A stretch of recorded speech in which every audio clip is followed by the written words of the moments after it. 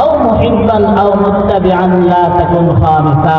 নবীজি বলেন কি কোন আলিমান, তুমি হয় আলেম হও, আও মুতাআল্লিমান, আলেম হইতে পারছো না আলেমের ছাত্র হও, আও মুহিব্বান, অথবা ছাত্র হইতে পারছো না আলেমদেরকে মহব্বত করো, আও মুত্তাবিআন, মহব্বত করো না তাদের কোরআন হাদিস যে ওয়াজগুলো করে তা অনুযায়ী আমল করে অনুসরণ করো, তাহলে কি হবে? আর এই চারটা যদি করতে পারো না, আলেম হইতে পারছো না, ছাত্র হইতে পারছো না, মহব্বত করতে পারছো না, আলেমদের কথা অনুযায়ী চলতেও পারছো না, তাহলে তোমার কি ক্ষতি হবে? নবীজি বলেন লা তাকুন খামিসা, তুমি পঞ্চম প্রকারে যাইও না, মানে আলেমদের সাথে শত্রুতা পোষণ করিও না। আলেমদের সাথে যদি শত্রুতা পোষণ করো, কি আল উলামা ওয়ারাসাতুল আম্বিয়া, নবীজির জবানের কথা, আলেম উলামাগণ হলেন নবীগণের ওয়ারিস। আর আলেম উলামা যদি নবীগণের ওয়ারিস হয়, আলেম উলামাকে গালি দেওয়া মানে নবীকে গালি দেওয়া। যারা নবীকে গালি দেয় তারা কি মুসলমান থাকতে পারে? থাকতে পারে না। এজন্য ভাই, আমরা কার মতন কি বিবি আসিয়ার মতন সম্মান করলে কি লাভ হবে?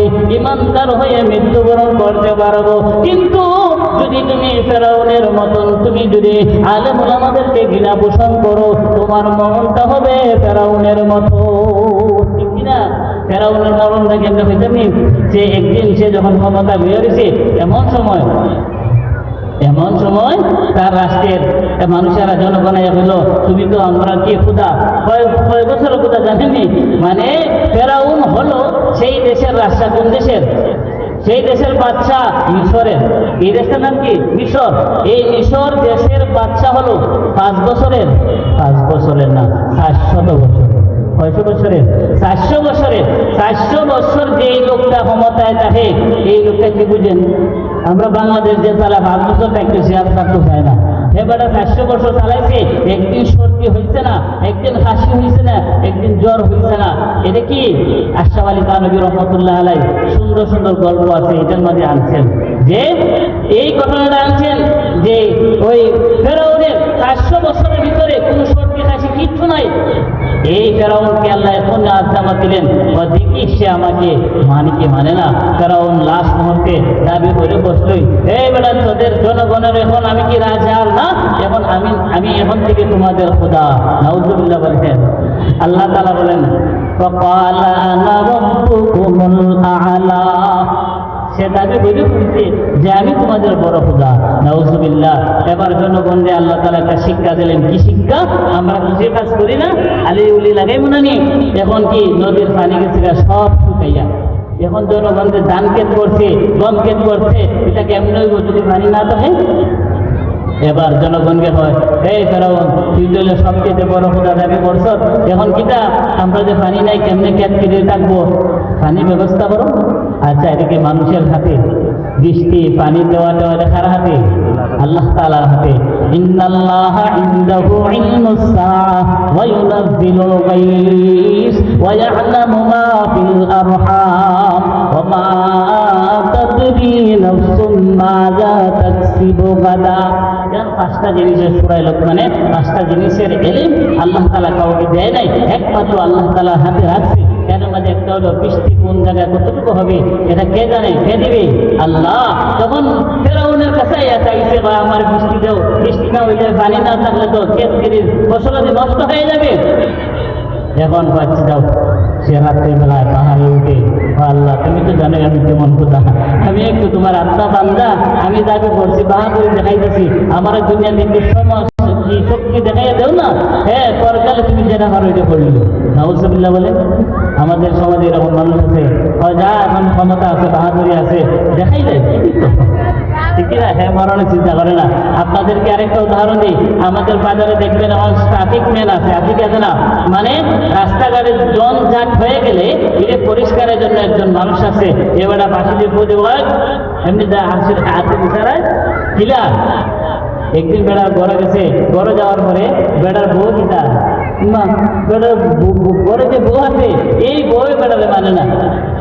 ট্রাফিক পুলিশ বলে, এই তুমি আমার মানো না, তুমি আমার কথা শুনো না। আমি যে রাস্তাঘাটে দাঁড়ায় জানো নি, এমপি মন্ত্রী গাড়ি যায়, পুলিশের গাড়ি যায়, হ্যাঁ অফিসারদের গাড়ি যায়, আমি যদি আঙ্গুল ইশারা করি 1 সেকেন্ডের ভিতরে দাঁড়িয়ে যায়। আর তোমার এত সাহস, আমি বাদ দিই, আমি খাবার দিই, আমি সব তোমাকে দেখাশোনা করি, তুমি আমার কথা মানো না? আরে বাদ দিও, তোমার কথা, তোমার আঙ্গুলের ইশারা গাড়ির দাঁড়ায় জায়গা, এমপি মন্ত্রী গাড়ির দাঁড়ায় জায়গা, এটা কি हमको বাচ্চারে কথা হোক? তখন একদিন বললো আইও তুমি আমার সাথে দেখবা না।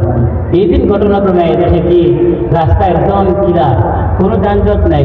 এখন দৌড়ে দেখাবার লাগে হয় বেটা চল, এখন মানুষ দেখো সামনে সব কিলা, এখন আমরা কেরা পেলো লাইন সবাই কিছু দু না ও কিতা বেটা কিতা হইলো তোমার খেতেছি, আমি তো সত্য আঙ্গুলি হিসাবে সব আর খেলেছি পরে খেতেছে পরে যাচ্ছে তো এইরকম দিন আমরা আজকে কি আছে না জামাই এটা কিনা হবো জোর বেটা তুই কিটা আঙ্গুলে একটা বুঝি বেটা এই ইটা জামাই মাটিতে বানাই দিব, তুই কিটা তোর মতো সত্যটা জামাই আর পাওয়া যায়।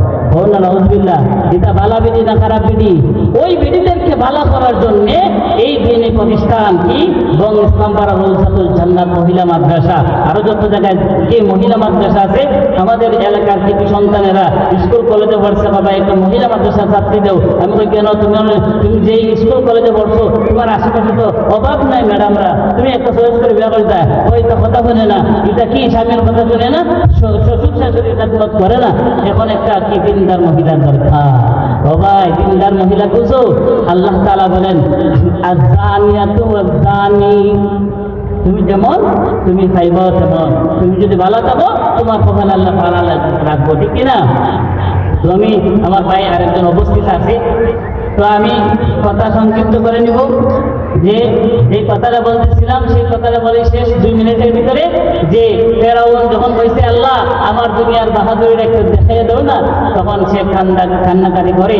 আল্লাহ তাআলা তো বলে দিয়েছেন উদউনি আস্তাজিব লাকুম, আমি আল্লাহকে ডাকো, আমি আল্লাহ তোমার ডাকে সাড়া দেব। তো কাফের বেলায় ডাক দিছে, আল্লাহ তাআলা বলে ও আল্লাহ তুমি, আমি কেমন কথা তুমি তো জানোই, পানির ব্যবস্থা করে দাও না, তখন আমার ক্ষমতার বাহাদুরি থাকতো না। এখন আমাদের সমাজে যারা জালিম আছে, যারা ক্ষমতার দাপট দেখায়, তারা কিন্তু রাত্রে বেলায় হয় আল্লাহ তুমি আবার কি একটু ক্ষমতা জ্বালাও, এরপরে বড়কালে যেটা কথা বলবো, ঠিক না? নাউযুবিল্লাহ মিন যালিক। ফেরাউন ডাকে বলল আসমান জমিনের মালিক আল্লাহ, আমার ক্ষমতার বাহাদুরি থাকবে না, আমার সম্মান থাকবে না, আল্লাহ পানির ব্যবস্থা করে দাও না। আল্লাহ তাআলা এমন সময় জিবরাইলকে পাঠিয়ে দিলেন, জিবরাইল তাড়াতাড়ি যাও রে, তার কাছে একটা কলম এবং খাতা নিয়ে যাও। কলম এবং খাতা নিয়ে কি করবো আল্লাহ? আল্লাহ বলে দে হে জিবরাইল ফেরাউনকে জিজ্ঞাসা করবা, ফেরাউন তোমার কাছে একটা বিচার দাবি করতে আসছি, বিচারের কি একটা আমি বিচার চাই, কি বিচার? এমন সময় থাকি জিবরাইল একটা মানুষের আকৃতি ধরে ফেরাউনের কাছে আসলো, হাতে কলম এবং খাতা। আল্লাহ তাআলা তাকে পাঠিয়ে দিয়েছেন একটা কথার সাক্ষী নেওয়ার জন্য। সেটা কি? ফেরাউনকে জিবরাইল বলল ফেরাউন যদি কোনো মনিব তার চাকর যদি কোনো মনিবের কথা শুনে না, তাহলে ওই চাকরই যদি মনিব হয়ে যায়, আল্লাহকে মানে না, তার যে বাড়িতে থাকছে ওই বাড়ির মনিবকে মানে না, সে নিজেই মনিব বনে যায়, তাহলে তার বিচারটা কেমন হবে? ফেরাউন বলে ওই যে কি আছে লোহিত সাগর আছে, লোহিত সাগরের মাঝে তাকে সুবাইয়া মারতে হবে। যখন এই কথা হয়েছে একটা সাইন জ্বালাইছে, এখন এমন সময় তারা দেখে লোহিত সাগর পানি ভরপুর, বেড়ার মাথার দিয়ে হাই প্রেশার আছিল, ও মেরেছে না, লো প্রেশার খাইছে, কেন টেনশনটা কাছিল জনগণের, তো কি ফুলের মালা দিয়ে গরিব বসাইছে, আবার জুতার বাড়ি দিয়ে লামাইব, কথাটা হয়েছে। এখন এই ফেরাউন যখন শেষ, তখন এই দিনে আল্লাহ তাআলা মুসা আলাইহিস সালামকে আদেশ করলেন, মুসা তোমার যে 18 লক্ষ উম্মত আছে, মানুষ আছে, মুসলমান হয়েছে, এরা লইয়া তুমি হিজরত করো। এমন সময় যখন রাত্রিবেলা হিজরত শুরু করে দিল, সামনে তো লোহিত সাগর, লোহিত সাগর কেমনে পাড়ি দিবে? লোহিত সাগর পাড়ি দিয়ে এই খবরটা যখন ফেরাউনের কানে গেল, ফেরাউন 20 লক্ষ সেনাবাহিনী পাঠাই দিয়েছে তাকে দাওয়া করার জন্য। তো ভাই আমি যেটা বুঝাইতে চাই, আলেমুল আমাদের কথা অনুযায়ী জিন্দেগি যাপন করেন, আল্লাহ তাআলা এই আলেম ওলামাদের কথা যদি জিন্দিগিতে পালন করে যেতে পারেন, তাহলে আল্লাহ তাআলা তোমাকে পরকালে নাজাত দিবে, দুনিয়াতেও আল্লাহ তাআলা বিপদ আপদ থেকে বাঁচিয়ে রাখবে। আল্লাহ তাআলা আমাদেরকে, আলেম ওলামাদেরকে এবং আমাদের যে হক্কানি রব্বানি আলেম ওলামা আছে তাদের কথা অনুযায়ী যেন জিন্দিগি যাপন করতে পারি। সকলে বলেন আমিন। ওয়া আখিরু দাওয়ানা আলহামদুলিল্লাহি রাব্বিল আলামিন। আসসালামু আলাইকুম ওয়া রাহমাতুল্লাহ।